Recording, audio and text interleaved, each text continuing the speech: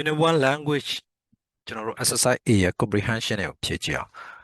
complete each sentence ဘယ်လိုလဲအောက်မှာရှိတော့ဝါကျတစ်ခုချင်းစီကိုပြီးအောင်လုပ်ပါ with the word စကားလုံးတစ်လုံး or phrase စကားစုအနေနဲ့ from the reading passage ကျွန်တော်တို့ passage ထဲကကျွန်တော်တို့ passage ကိုစာအုပ်ကိုဖွင့်ထားပြီးတော့ဒါလေးကိုလုပ်ကြည့်မယ်နော် Number 1က the four language skills four language skills အဲ့တော့ကျွန်တော်တို့ four language skills ကပါလဲ passage ထဲမှာကျွန်တော်ပါရေးထားလဲဟုတ်ပြီနော် four language skills ကို listening, speaking, reading, and writing ဆိုပြီးတော့ရေးထားတယ်။အဲ့ဒီမှာရေးထားတာ first language is a set of skills listening, speaking, reading, and writing အဲ့တော့ကျွန်တော်တို့ကဒါပါဖြစ်မယ်ဆိုရင် four language skills are listening, speaking, reading, and writing ဆိုပြီးဖြစ်မယ်။ Number 2 the first language skill to develop is ပထမဦးဆုံးဖွံ့ဖြိုးတဲ့ language skill နော်ဘာသာစကားစွမ်းရည်ကပါလေပထမဦးဆုံးဖွံ့ဖြိုးသောဘာသာစကားစွမ်းရည်ကဒီမှာရေးထားတာက of these four skills တဲ့နော် second line မှာရေးထားတယ်second line မို့ဒုတိယ paragraph second line မှာနော် the listening skill is the first to develop လို့ရေးထားတယ်ဒါကြောင့်မလို့ပါလေ the first language skill to develop is listening ပေါ့အဲ့တော့ listening skill ဆိုပြီးတော့နော် the first language skill နော် language skill to develop is the listening skill ဆိုပြီးတော့ the listening skill ဆိုဖြစ်ရမယ် Number 3 a baby begins ကလေးတစ်ယောက်ဟာစတင်တယ် to speak at the age of ကလေးတစ်ယောက်ကဘယ်မှာဘယ်အတွင်းမှာစလဲဟုတ်ပြီနော်ဘယ်ရွယ်မှာစပြီးသူကစကားပြောတယ်လေအဲ့တော့ကလေးတစ်ယောက်ကသူစပြီးစကားပြောတဲ့အရွယ်ကသူကဒီမှာရေးထားတာကကျတော့ဘယ်လောက်ရေးထားလဲဆို a half years နော် or so အဲ့တော့သူကရေးထားတာကတော့ about the age of 1.5 years or so ဆိုပြီးရေးထားတယ်အဲ့တော့ဒါလေးဖြစ်မှာ about 1.5 years or so ပေါ့ဟုတ်ပြီနော်အဲ့တော့ about 1.5 years တစ်နှစ်ခွဲဒါမဟုတ်ဘူးနော်တစ်နှစ်ခွဲပတ်ချလဲလောက်ပေါ့နော်တစ်နှစ်ခွဲလောက်မှာသူကစတယ်အဲ့တော့ကျွန်တော်တို့အဖြေက about 1.5 year 1.5 years or so ဆိုပြီးဖြစ်မယ် Number 4 listening and ကွက်လဟာတဲ့ work together as a pair of scale စွမ်းရည်တစ်စုံတစ်ခုအနေနဲ့ရေးတယ်အဲ့တော့ကျွန်တော်တို့ကတပ်ပါရက line ထမ်းမှာရေးထားတာက listening and speaking work together as a pair of scale ဆိုပြီးရေးထားတယ်အဲ့တော့ဒါဟာအဖြေပဲအဲ့တော့ဘာဖြေမလဲဆိုရင်ကျွန်တော်တို့ speaking ဖြေမှာပေါ့ listening and speaking နားထောင်ခြင်းနဲ့စကားပြောခြင်းဟာเนาะစွမ်းရည်တစ်စုံတစ်ခုအနေနဲ့အလုပ်လုပ်တယ်ပေါ့ Number 5 the other pair of scales includes နောက်ထပ်ပါဝင်တဲ့เนาะဒီ scales ကနောက်ထပ်ဒီစွမ်းရည်တစ်တွဲကเนาะစွမ်းရည်တစ်စုံက includes ပါဝင်တယ်နောက်ထပ်စွမ်းရည်တစ်စုံကလွယ်လွယ်လေးပါအဲ့တော့ကျွန်တော်တို့က scale နှစ်ခုထဲမှာကျန်တာက reading and writing ကျန်တယ်ဒါကြောင့်မလို့ကျွန်တော်တို့က reading and writing scale ဆိုပြီးတော့ထည့်လိုက်တယ်ဆိုရင်ရပါတယ်เนาะ Number 6က speaking and writing เนาะ speaking and writing ကတဲ့ဒါကကျတော့ကျွန်တော်တို့ကစွမ်းရည်တွေကိုပြန်ပြီးတော့ခွဲထားတဲ့ဟာပါစွမ်းရည်လေသူကစွမ်းရည်ကနှစ်မျိုးရှိတာဟုတ်ပြီเนาะစွမ်းရည်ကနှစ်မျိုးရှိတယ် productive နဲ့ receptive ဆိုပြီးတော့ productive and receptive ဆိုပြီးရှိတယ်အဲ့တော့စကားပြောတာဟုတ်ပြီเนาะ happy writing ဒါကကိုကပြန်ပြီးတော့ထုတ်လို့ရတယ်စွမ်းရည်ပေါ့ဟုတ်ပြီเนาะအဲ့ဒါကြောင့်မလို့ဘာဖြစ်လဲ speaking and writing are productive skills ဆိုပြီးတော့ဖြစ်မယ် Number 7 language is also known as language ကိုဘာသာစကားကိုလည်း also known as သိကြပါတယ် as အနေနဲ့ဘာအနေနဲ့သိကြတယ် for communication ဆိုတော့ဆက်သွယ်ဖို့အတွက်တဦးနဲ့တဦးပြန်လာဆက်သွယ်ဖို့ဘာနဲ့သိရ tool အနေနဲ့သိတာပေါ့ဟုတ်ပြီနော် number 7က as a tool for communication ဆိုဖြစ်မယ် language is also known as a tool for communication Number 2 the two forms of communication အဲ့တော့ communication เนาะဆက်သွယ်ပြောဆိုခြင်းရဲ့ကျွန်တော်တို့ပုံစံနှစ်ခုဟာဘာလဲကျွန်တော် test ကိုပြန်ဖတ်ကြည့် test ထဲမှာပါရေးထားလဲ verbal เนาะ verbal and non verbal ဟုတ်ပြီเนาะအဲ့တော့နှုတ်နဲ့ပြောတဲ့ဟာနဲ့เนาะအဲ့တော့ကျွန်တော်တို့ကနှုတ်နဲ့ပြောတဲ့ဟာနဲ့နှုတ်နဲ့မပြောတော့ဟာဖြစ်တာပေါ့ဟုတ်เนาะအဲ့တော့ပြောခြင်းဆိုင်ရာနဲ့เนาะစကားလုံးအနေနဲ့ပြောခြင်းဆိုင်ရာနဲ့စကားလုံးတွေမပါဘဲနဲ့ပြောတယ် communication ကိုပြောတယ်ဒါကြောင့်မလို့ the two forms of communication are verbal and non verbal ဆိုပြီးတော့ဖြေလိုက်ရမယ်Number 9က we use ကျွန်တော်တို့သုံးပါတယ်ဘာသုံးလဲ when we speak to help the listener understand better တခြားသောသူတွေကျွန်တော်တို့ပြောတာကိုနားလည်ဖို့အတွက်နော်တခြားသောသူတွေကိုကျွန်တော်တို့ပြောတာကိုနားလည်ဖို့အတွက်ကျွန်တော်တို့ကဘာတွေသုံးလဲအဲ့တော့ကျွန်တော်တို့ကဒီမှာကြည့်ကြည့်မယ်ဆိုရင်နော်ဒီ paragraph ထဲမှာကြည့်ကြည့်မယ်ဆိုဘာသုံးလဲဆိုရင် when we speak ကျွန်တော်တို့ဟာစကားပြောတဲ့အခါ line 20 2ကိုကြည့်မယ်ဆိုရင်စကားပြောတဲ့အခါ we use gestures such as the movement of our hands and also facial expressions ကျွန်တော်တို့ကဘာသုံးလဲ facial expression ရဲ့ gestures တွေသုံးတယ်ပေါ့เนาะအမူအရာတွေနဲ့မျက်နှာအမူအရာတွေသုံးတယ်အဲကြတော့ကျွန်တော်တို့ဘာထည့်မလို့ဆို gestures and facial expressions ထည့်မယ်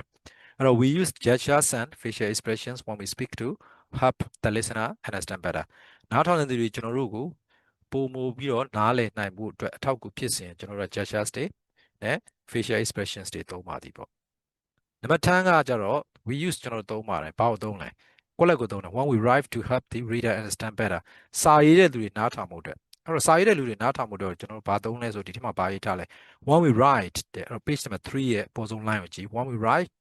however we use graphics ဘာသုံးလဲ graphics ကိုသုံးတယ်လို့ရေးထားတယ် such as pictures photographs charts table အဲ့တော့ကျွန်တော်တို့ဘာသုံးလဲဆို we use graphics ပေါ့ကျွန်တော်တို့ graphics ကိုသုံးပါသည်ပေါ့နော် we use graphics when we write to help the reader understand better ဆိုပြီးတော့ဖြည့်မယ်အဲ့တော့ကျွန်တော်တို့ exercise B ကိုကြည့်ကြည့်ရအောင်နော် exercise B က give တပေးပါတဲ့ a short answers ဘာကိုပေးရမလဲဆိုရင် short answer ပေးမယ် to each questions ဘယ်လိုအောက်မှာရှိသောမေးခွန်းတွေရဲ့နော် short answer ကိုပေးပါမယ်တဲ့ဒါလေးကိုကြည့်ကြည့်ရအောင် Number 1က when does a child begin to read and write ကလေးတစ်ယောက်ကဘယ်အရွယ်မှာနော် when ဘယ်မှာဘယ်ချိန်မှာတဲ့ကလေးတစ်ယောက်ကစတင်ပြီးတော့ရေးတာတွေဖတ်တာတွေကိုစတင်ပါတယ်လဲလို့ရေးထားတယ်အဲ့တော့ကျွန်တော်တို့က read the passage ထဲမှာနော်ကလေးတစ်ယောက်ကစတင်တာကသူကကြောင်းတက်တဲ့အချိန်ကြာမှတန်လဲရေးတာတွေဖတ်တာတွေကိုစတာဟုတ်ပြီနော်အိမ်မှာဒါတွေကိုမစဘူးကြောင်းတော့မှစတာအဲ့တော့ကြောင်းတော့မှတန်လဲစတယ်ဆိုပြီးကျွန်တော်ဖြည့်မယ်အဲ့ကျတော့ဘယ်လိုဖြည့်မလဲဆို a child begins to read and write when he or she goes to school ပေါ့နော် a child begins to read and write when he or she goes to school ဆိုပြီးဖြည့်မယ်ဟုတ်ပြီ number 2ကကျတော့ what are the productive skills or language ရဲ့ productive skills တွေကပါလဲကျွန်တော်တို့ခုနကဖတ်ခဲ့တယ် productive ဆိုတော့ကိုကပြန်လိုက်ပြီးထုတ်တာလေဟုတ်တယ်နော်စကားပြောတာတွေပြန်ပြီးတော့ရေးတာတွေပေါ့ဟောမှာ speaking and writing က productive skills တွေဖြစ်တယ်ဒါကြောင့်မလို့ the productive skills or language are speaking and writing ဆိုရေးမယ် number 3 what are the receptive skills or language receptive skills or language ကပါလဲလက်ခံတဲ့စွမ်းရည်ဘာသာစကားရဲ့လက်ခံတဲ့စွမ်းရည်တွေကဘာတွေလဲဘာသာစကားရဲ့လက်ခံတဲ့စွမ်းရည်တွေကကျွန်တော်တို့နားထောင်တာတွေဟုတ်တယ်မလားနားထောင်တာတွေပြီးတော့ဖတ်တာတွေเนาะ listening နဲ့ reading ပေါ့ဒါကြောင့်မလို့ the receptive skills or language are listening and reading လို့ဖြေရမယ် number 4 why do we use gestures when we speak ဒါလည်းခုနကကျွန်တော်အပေါ်မှာတော့ဒီ collab ဖြည့်တော့ပါခဲ့တယ်ကျွန်တော်တို့ဘယ်ချိန်မှာ gestures တွေကိုသုံးလဲဟုတ်ပြီနော်ဟုတ်ပြီနော်ကျွန်တော်တို့ sorry ဘာကြောင့်မလို့ gestures တွေကိုသုံးတာလဲဘာကြောင့်မလို့ကျွန်တော် gestures ကျွန်တော်တို့ဘာလဲကျွန်တော်တို့ကိုပြောနေတဲ့နားထောင်နေတယ်ကျွန်တော်တို့ပြောတာနားထောင်နေတဲ့လူတွေကပို့ပြီးတော့နားလည်ဖို့အတွက်ကျွန်တော်တို့သုံးမိတာမလားအပေါ်က collab ဖြစ်မှာလည်းရေးခဲ့တယ်ဒါကြောင့်မလို့ number 4က we use gestures when we speak to help the listener understand us better ဒါပြီးအဲ့ line ကိုဖြည့်ရမှာเนาะ we use gestures when we speak to help the listener understand us better number 5ကကျတော့ how do we help the reader understand เนาะကျွန်တော်တို့တွေကဘယ်လိုမျိုး we help အထောက်အကူညီရအောင်လုပ်တယ်လေတဲ့เนาะအကူညီပေး the reader စာဖတ်တဲ့သူ understand နားလည်ဖို့ရအတွက် what we write better ကျွန်တော်တို့ရေးတာတွေပုံမူကောင်းကောင်းမွန်မွန်နဲ့ပုံမူပြီးတော့ကောင်းကောင်းမွန်နားလည်ဖို့အတွက်ကျွန်တော်တို့ဘယ်လိုအထောက်အကူပေးလဲတဲ့ဘယ်လိုကူညီလဲကျွန်တော်တို့ဘာတွေသုံးနေလဲလို့လဲ graphics တွေသုံးပြီးပေါ့ဟုတ်လား graphics တွေဖြစ်တဲ့ခုနကကျွန်တော်ဖတ်တော့တဲ့ line ထဲမှာပါတယ် graphic တွေဟုတ်တယ်နော် pictures တွေ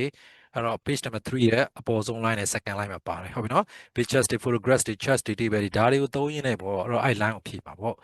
အဲ့ကျတော့ we help the reader understand နော် what we write better ကျွန်တော်တို့ဟာနော် we help the reader understand what we write better ကျွန်တော်တို့ရေးတဲ့ဟာတွေကိုပို့ဖို့နားလည်စေဖို့အတွက်ကျွန်တော်တို့ကကူညီတယ်ဘယ်လိုကူညီလဲ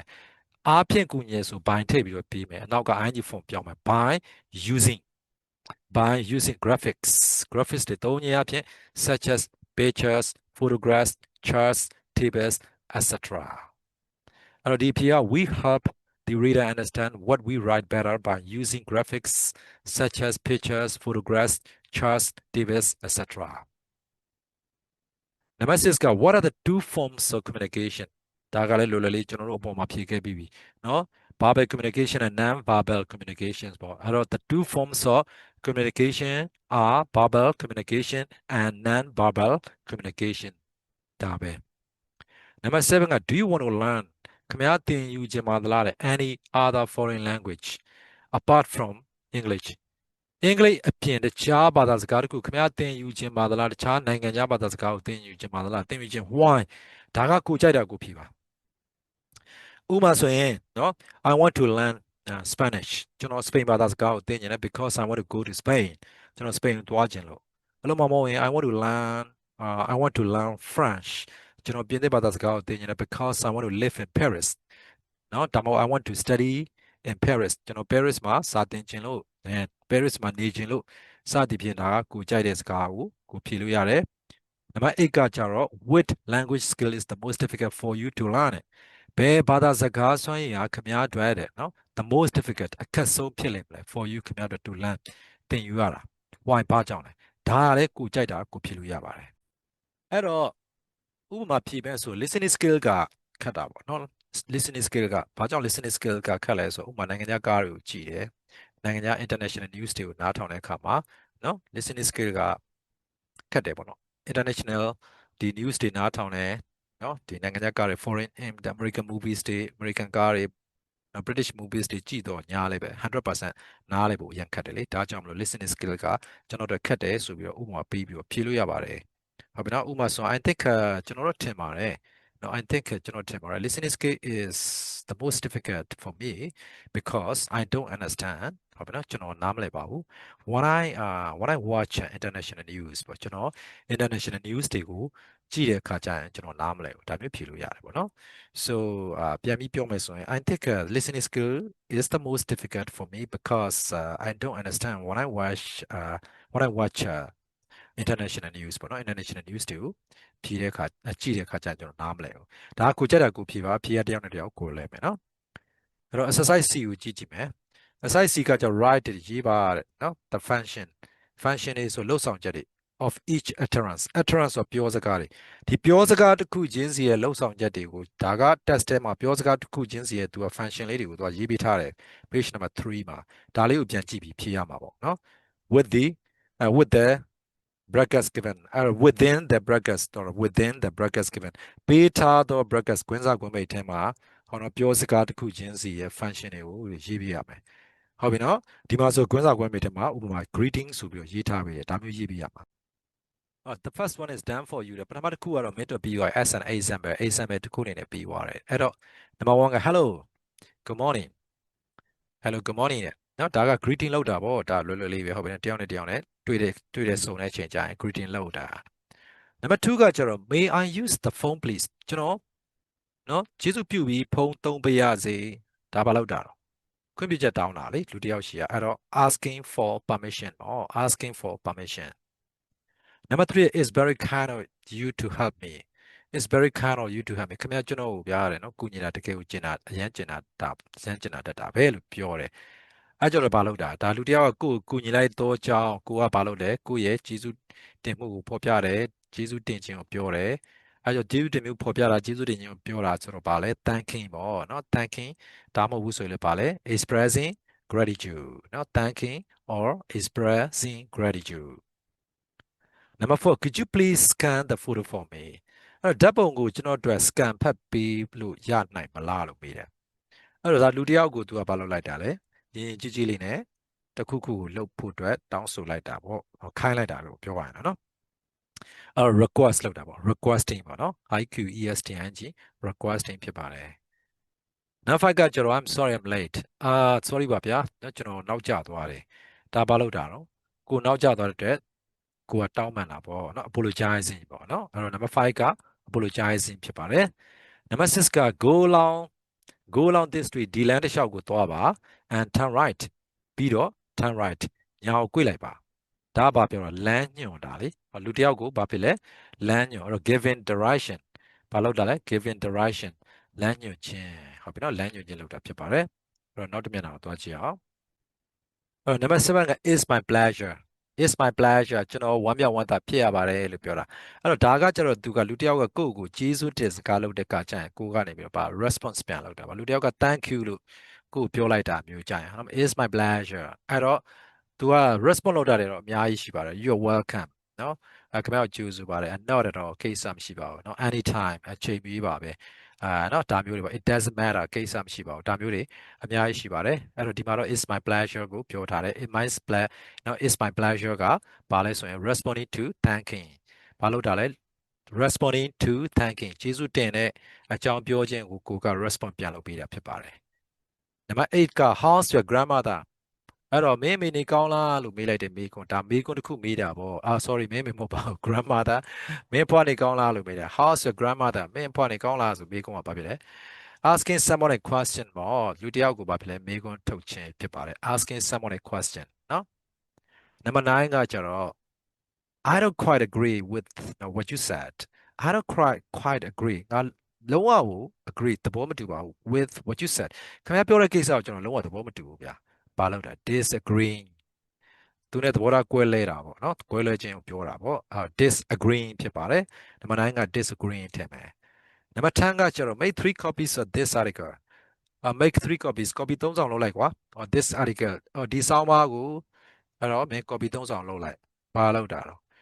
ညွှန်ကြားချက်ပေးတာပေါ့ဟုတ်နော် given instruction ပေါ့ given instruction ဘာလုပ်ပြလဲညွှန်ကြားချက်ပေးခြင်းဖြစ်ပါတယ်အဲ့တော့ကျွန်တော်တို့တွေ exercise 1B လေးကိုတစ်ချက်လောက်ကြည့်ကြည့်ကြစို့နော်အဲ့တော့ exercise A ကသူကပါပေးထားဆိုရင်เนาะဒီ sorry 1B ကပါရေးထားဆို vocabulary မှာကကြတော့ဝေါ်ဟာရမှာ countries တွေတိုင်းပြည်တွေရဲ့ nationalities ဆိုနိုင်ငံသားကိုပြောတာ and languages ဘာသာစကားတွေတိုင်းပြည်တွေရဲ့သူတို့တိုင်းပြည်အဲ့ဒီတိုင်းပြည်မှာနေတဲ့နိုင်ငံသားတွေနဲ့နောက်ပြီး languages တွေဘာသာစကားတွေကိုပြောထားတယ်အဲ့တော့ A ကပြောထားတယ် complete the table တဲ့ table ကိုပြီးအောင်လုပ်ပါအောင် now Australia and China are done for you as examples တဲ့ Australia နဲ့ China Australia နဲ့တရုတ်နိုင်ငံကတော့ done ပဲပြီးသွားပါပြီ for you ခင်ဗျားအတွက် as example ဥပမာအနေနဲ့တဲ့အဲ့တော့ use your dictionary if necessary အဲ့တော့ခင်ဗျား dictionary ကိုသုံးပါတယ် if necessary လိုအပ်တယ်အဲ့တော့ဒီမှာပေးထားတဲ့ country တိုင်းပြည်နာမည်တွေပေးထားတယ် nationality နိုင်ငံသားနာမည်တွေပေးထား language ဘာသာစကားနာမည်တွေပေးထား adjective အဲ့တော့သူ့ကိုသုံးတဲ့ဒီနာမဝတ္တနာတွေပေးထားတယ်အဲ့တော့ဒီမှာကြည့်မယ်ဆိုရင်သူကနိုင်ငံက Australia တော့ Australia နိုင်ငံ Australia မှာနေတဲ့နိုင်ငံသားတွေကျတော့ Australian သူတို့ပြောတဲ့ဘာသာစကားက English เนาะအဲ့တော့ဒီ English ဘာသာစကားကိုပြောတဲ့နိုင်ငံသား Australian နောက်ပြီးတော့နောက်တစ်ခုကကျတော့ Australian adjective အနေနဲ့ Australian သုံးတယ်ဘာကြောင့်လဲ Australian made ဟုတ်ပြီနော် Australian made Australian ပြုလုပ်တဲ့ဟာဟုတ်ပြီနော်ဒီနောက်ပြီးတော့ကျင် Australian ဆိုလေဒီပဲ Australian computers Australian တွေရဲ့ computer တွေဒါမျိုးတွေပေါ့နော်ဒါဒီ adjective နဲ့သုံးတယ်နော် Australian ဖြစ်တော်ဆိုတဲ့အဓိပ္ပာယ်ပေါ့နော် China က nationality က Chinese ဘာသာစကားကလည်း Chinese ပဲတော့တူတယ်ပေါ့နော် nationality က Chinese ပဲဘာသာစကား Chinese ပဲအဲ့တော့ adjective ကလည်း Chinese ပဲဟုတ်ပြီနော်မှာ Chinese computer Chinese car ဒါမှ Australian computer Australian cars ဒါမျိုးသုံးတယ်ပေါ့နော်အဲ့တော့ adjective နဲ့သုံးတယ် France တိုင်းပြည်က France ပြင်သစ်အဲ့တော့ပြင်သစ်သူ့ရဲ့ဘာသာစကားကျတော့ French ဖြစ်သွားတယ် FRENCH နဲ့စုံသွားတယ် French ဘာသာစကားက French နိုင်ငံက France နော် S တနဲ့စုံတယ် CE နဲ့စုံတယ် France ဘာသာစကားကျတော့ French CH တနဲ့စုံတယ်နောက်ပြီးတော့ language sorry ဘာသာစကားမှာလူမျိုးက French နော် language ကျတော့လဲ French ပဲဟုတ်ပြီနော်သူရဲ့ adjective ကလည်းအတူတူပဲ French ပဲအဲကြောင့် France French ဖြစ်သွားမယ် Germany တိုင်းပြည်နာမည်က Germany အဲ့တော့သူက nationality ကကျတော့ German လူမျိုးဘာသာစကား language ကလည်း German ပဲဖြစ်မယ်အဲ့တော့ adjective ကလည်း German ပဲဟုတ်ပြီနော် German movies နော် German ရုပ်ရှင်တွေဒါမှမဟုတ် German language German ဘာသာစကားနော် Italy အဲ့တော့တိုင်းပြည်နာမည်က Italy လူမျိုးကျတော့ Italian နော် Italian က ITALIAN နော် Italian အဲ့တော့လူမျိုး Italian ဘာသာစကားကလည်း Italian adjective ကလည်း Italian เนาะ Italy Italian နောက်ပြီးတော့ရင် Japan တိုင်းပြည်နာမည်က Japan အဲ့တော့ nationality ကျတော့ Japanese ဖြစ်သွားတယ်เนาะ Japanese လို့ထွက်ပါတယ် Japanese လို့မထွက်ပါဘူး Japanese เนาะ JAPANESE Japanese အဲ့တော့ language ကလည်း Japanese အဲ့တော့ adjective ကလည်း Japanese I want to learn Japanese ကျွန်တော်ဂျပန်ဘာသာစကားကိုသင်ချင်တယ်ဟုတ်ပြီเนาะ This is a Japanese car ဒါကဂျပန်ကားဖြစ်ပါတယ်ဒါမျိုးအဲ့တော့တိုင်းပြည်နာမည်က Korea အဲ့တော့ nationality ကျတော့ Korean เนาะ KOREAN Korean အဲ့တော့ language ကလည်း Korean adjective ကလည်း Korean ဖြစ်ပါတယ်တိုင်းပြည်နာမည်က Laos เนาะ လာအိုနိုင်ငံကိုပြောတာပါအဲ့တော့သူကလူမျိုးကြတော့ Laotian ဖြစ်သွားတယ် LAOTIN Laotian နော်လူမျိုးကြတော့ nationality ကြတော့ Laotian ဖြစ်သွားတယ် language ကြတယ် Laotian ဖြစ်သွားတယ် adjective ကြတော့ LAO မှာ S ပြုတ်သွားလာအိုဒါမှမဟုတ်ရင် Laotian ဆိုပြီးနှစ်မျိုးသုံးတယ် adjective ကကြတော့နော် Laotian food is very delicious Laotian food ဒါမှမဟုတ် Lao food is very delicious ဒါမျိုးပေါ့နော်လာအိုစားတော့ကအရမ်းရတာရှိတယ်စသည်ဖြင့်နော်အဲ့တော့မြန်မာကတော့အလုံးသိပြီးသားမြန်မာအကုန်လုံးက nationality လည်းမြန်မာပဲ language လည်းမြန်မာပဲ adjective လည်းမြန်မာပဲ the UK ဆို United Kingdom ကိုပြောတာပါနော် United Kingdom ကသူကဘာလဲ the British နော် the British ပါ BRITIS the British ဒါမှမဟုတ် the Britain လို့လည်းခေါ်တယ် BRIT1 Britain လို့လည်းခေါ်တယ်နော်နော် Britain ဒါမှမဟုတ် the British လို့ခေါ်တယ်သူတို့ဘာသာစကား language ကဘာလဲ English ပြောတယ်အဲ့တော့ nationality က Britain or the British language က English အဲ့တော့ adjective ကကျွန်တော် British ပေါ့နော် British movies ဟုတ်ပါနော် British movies are very interesting အဲ့တော့ဗြိတိရှလို့မြန်မာတွေကတော့ပြောတာဗြိတိရှရုပ်ရှင်တွေကအရန်စိတ်ဝင်စားဖို့ကောင်းတယ်စသဖြင့်နော်အဲ့တော့ the USA အမေရိကကိုပြောတော့ United States of America ကိုပြောတယ်အဲ့တော့သူရဲ့ nationality က American နော် American ဖြစ်တယ် language ကျတော့ English ဖြစ်တယ် adjective ကျတော့ American ဖြစ်တယ်ပေါ့နော်အဲ့တော့ Vietnam နိုင်ငံနာမည်က Vietnam အဲ့တော့ nationality ကျတော့ပါလဲ nationality ကျတော့ Vietnamese လို့ထွက်တာပေါ့နော် VIETNAMESC နော် VIETNAMESC Vietnamese လို့ထွက်တယ်ဘာသာစကား language ကလည်း Vietnamese ဖြစ်တယ် adjective ကလည်း Vietnamese ဖြစ်ပါတယ်နော်ဒါဆိုရင်တော့ရမယ်ထင်ပါတယ်အဖြေလေးတွေတော့ကျွန်တော် visualize ဖြစ်အောင်မရေးပြီးတော့ပါဇက်နဲ့ပဲပြောသွားပြီလေနော်exercise B က rewrite ပြန်ရေးပါတဲ့ each sentence ဘလို့အောက်မှာရှိတဲ့ဝါကျတစ်ခုချင်း filling the blanks ဘာလို့လုပ်ပေးရမလဲဆိုရင် blanks တွေ quality ကိုဖြည့်ခြင်းနဲ့ with appropriate words တင့်တော်သောစကားလုံးများနဲ့ from the table in exercise E ကျွန်တော်တို့ခုနကတော့ exercise E တွေကအပေါ် exercise E တွေကတင့်တော်တဲ့စကားလုံးတွေနဲ့နော်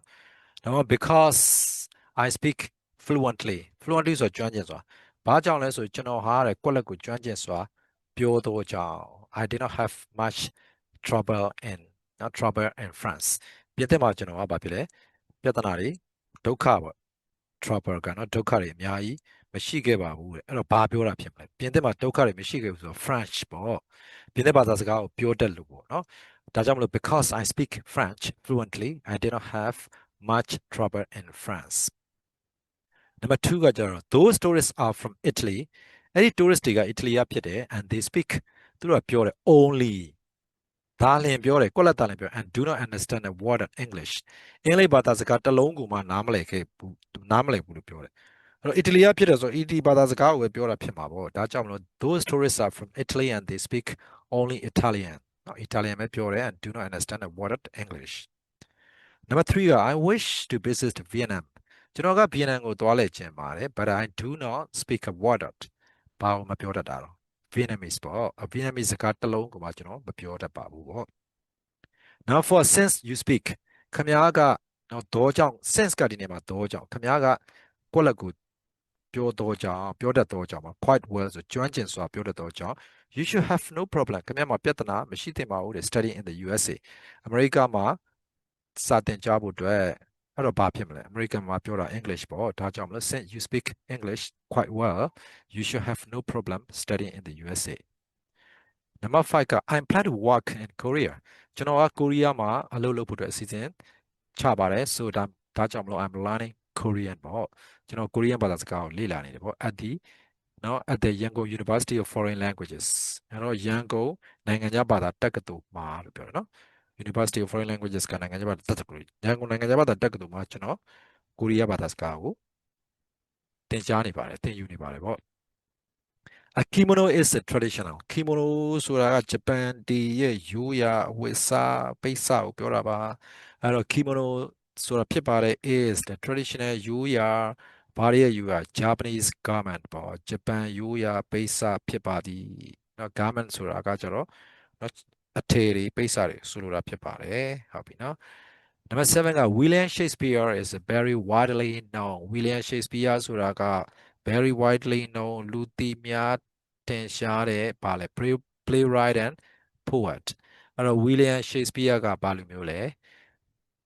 ဟုတ်ပြီနော် William Shakespeare British လူမျိုးဒါကြောင့်မလို့ William Shakespeare is a very widely known British playwright and poet ပြဇာတ်စာရေးဆရာနဲ့ပြဇာတ်ရေးဆရာနဲ့ poet ကဗျာဆရာလူသိများထင်ရှားသောအင်္ဂလိပ်ပြဇာတ်ရေးဆရာနဲ့ကဗျာဆရာဖြစ်ပါသည်ပေါ့နံပါတ်8က I've never been to Laos ကျွန်တော်လာအိုကိုတစ်ခါမှမရောက်ဘူးပါဘူးတဲ့ and ပြီးတော့ I've never tried မစားဘူးလို့ပြောတာပါ never tried မစမ်းကြည့်ဘူးဆိုတော့ Laotian food အဲ့တော့ Laotian ပဲပြောမှာပါနော် Laotian food သို့မဟုတ် Lao food ကြိုက်တာတဲ့နော်အဲ့တော့ လာအိုစားတောက်ကိုတစ်ခါမှမစားကြည့်ဘူးပါဘူးတဲ့နံပါတ်9က he grew up in Germany သူကဂျာမနီမှာကြီးပြင်းခဲ့တယ် grew up ဟုတ်ပြီနော်ဂျာမနီမှာကြီးပြင်းခဲ့တယ် and he speaks ဘာစကားကိုသူက fluently ဆိုကျွမ်းကျင်စွာပြောနော်အဲ့တော့ကျွမ်းကျင်စွာနဲ့ဘယ်လိုပြောမလဲရေးရေးလေးလေးပြောတတ်တာကိုပြောတာပေါ့အရသားစကားနဲ့ပြောတယ်သူဒီ German ပေါ့ he speaks German fluently နော်နံပါတ်10က I like ကျွန်တော်ကြိုက်တယ် food ကိုယ့်လက် food ကြိုက်တယ်သို့တော်ညာလဲ I don't know how to use the chopstick ဆိုတာကတူပြောတာပါနော်တမင်စားရင်သုံးတဲ့ဝါတူလေးတွေကိုပြောတယ်နော်ဝါတူနဲ့ပဲဖြစ်ဖြစ်ပါဖြစ်ပါတူပေါ့နော်အဲတူကိုကျွန်တော်ဘယ်လိုသုံးရမလဲမသိတော့ညာလဲတူသုံးတာကတော့ဘာဘယ်စားတော့ဒီမှာတူသုံးလဲအများစုကတော့ Chinese တွေပေါ့နော်မနေ့တော့ Japanese လည်းသုံးတယ် Korean လည်းသုံးတယ်ထားပါတော့ဒီနေ့မှာတော့ Chinese ကိုရည်ညွှန်းတာဒါကြောင့်မလို့ I like Chinese food though I don't know how to use the chopstick ဒါဆိုရင်အဖြေရတော့ဖြစ်ပါတယ် Okay ကျွန်တော်တို့နော် grammar အတွက်နောက်ထပ် video file တစ်ဖိုင်တင်ပေးပါမယ် Thanks for watching. Have a good time.